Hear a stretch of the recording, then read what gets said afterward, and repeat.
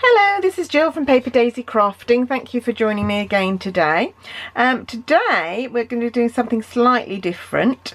I wanted to make a card to enter the challenge on the Stampin' for All's Facebook page, which was posted the other day, and it is for hand colouring, for colouring something.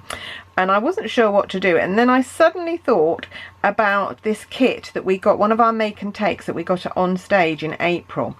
And so we got a kit with all the pieces in, so that piece of Whisper White card, a little bit of green and a bit of ribbon as well.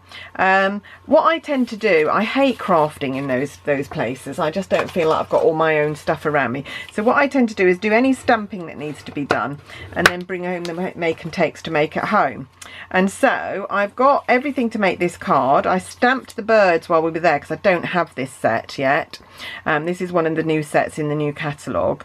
I don't have this set, so I just stamped it.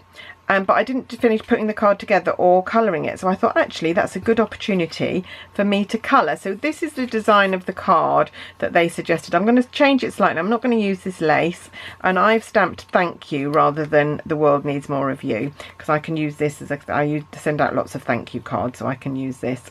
So I'm going to do my hand colouring first. So I'm going to bring in some blends. I'm going to try and emulate the colours that they used on our make and take sheet, which looks to me like Daffodil Delight in dark and light, and I've also got my Old Olive markers for the leaves and my Crumb Cake for the branch, and they've actually left their flowers white, so I think I might do that as well.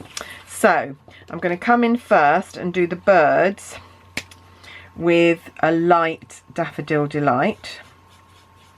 Any of you that are a bit reticent about buying the blends, please don't be. They are fabulous, and I used to think that my colouring looked like it had been done by a 5-year-old, but now I just love colouring things in. I never used to buy stamp sets that needed colouring because I used to hate my colouring, and now I deliberately look for stamp sets that need me to colour, because it means you can do them in whatever colours you like, and dark shades, bright shades, light shades, pastel shades.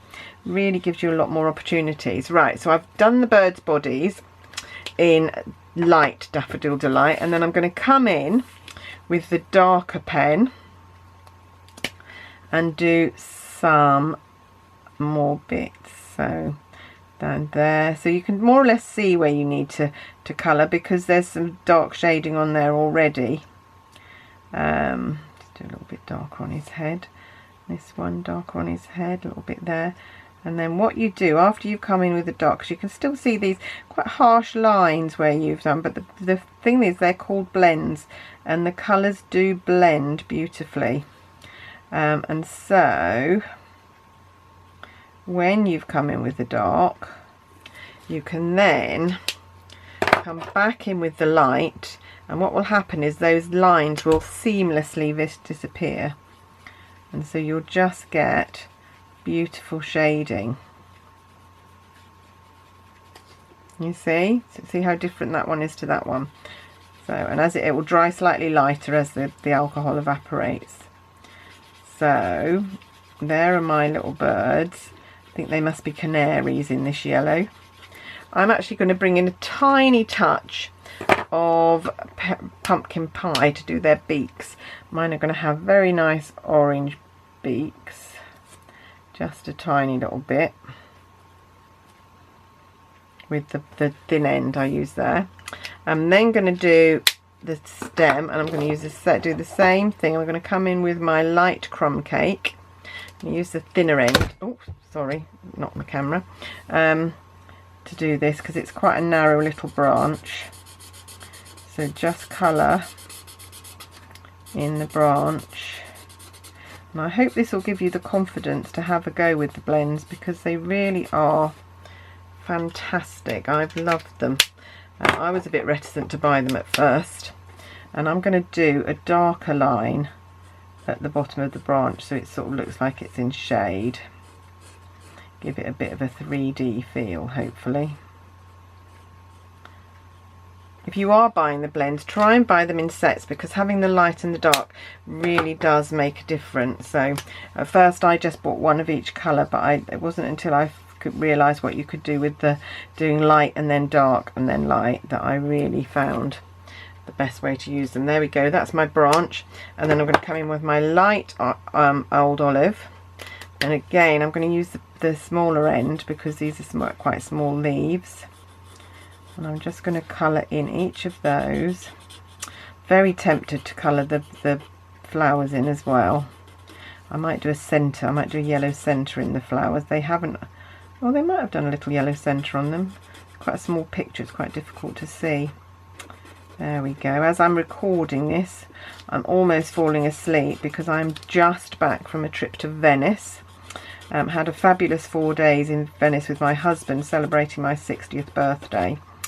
So, but I'm very, very tired, and my legs, I tell you, my legs haven't ached so much in ages because we trekked so many miles. Right, here we go. So we're going to come in with the dark, and I'm just going to do one side of each leaf with the dark, just to give them a bit of dimension. Doesn't really matter which side, just do a side. Some of the leaves are more shaded on one side than the other, so you can decide to colour that if you like. But you can really do what you like, just have a little play with these.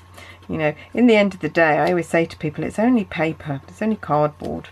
You know, and if you're stamping, it's ink and paper. It's not the end of the world. It's not like we're working with 24 karat gold, and if it goes wrong, it's going to cost us a lot of money. There we go. And just come back in with the light old olive, just to blend those colours together. Doesn't need very much. And I might just grab, I haven't got it out here, I'll just have to lean over and grab it. I'm just going to grab my, what is this called? It is called the colour lifter. And I'm just going to do a tiny section in the middle of the bird's breasts, just to lift that colour a little bit. You see, it's very subtle, but it just lifts the colour off a little bit, gives you another bit of shading, gives the bird a bit more dimension. It's not very obvious, I don't know if you can see that, but it has worked. And then I think I'm just going to come in with my dark daffodil yellow and just do a little centre in each of these flowers. So just to give them, just so that they echo the colour scheme. There! And that's my hand colouring for my card. So all I have to do now, luckily I've got a piece of DSP. I didn't really want to have a bird in different colours to mine, but my DSP has only got a bird there, so I can put it there and cover him up, and then I've just got the flowers, which I rather like. So I'm going to stick my birds onto my DSP, and they're going to overlap at each end, and then I'm going to trim them off. So again, I've changed this card slightly because I think the panel was meant to cover the whole card, but I've left a border around mine.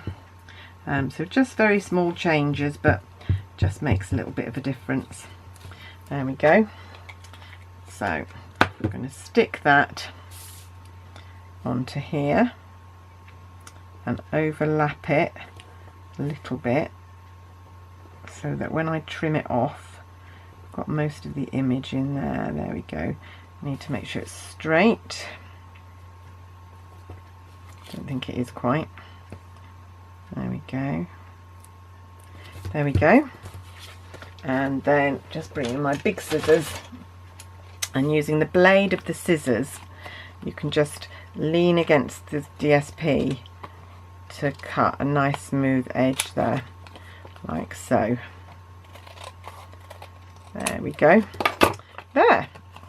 And then all that remains is to mount that onto our pool party card blank, like so. There we go.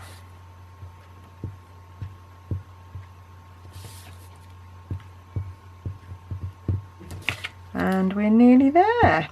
So I actually made one of my make and takes from on stage. I made one of the others. I think I've got 2 more left to do, so I will have to get onto that quite quick. Oh, that's a pain. There was a bit of Tombow on the grid pad that stuck to.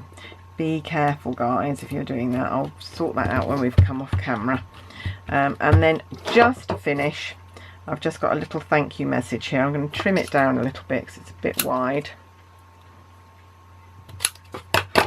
Just a little thank you message, and I'm going to stick it on a couple of dimensionals, I think. I can find my dimensionals. Here we go.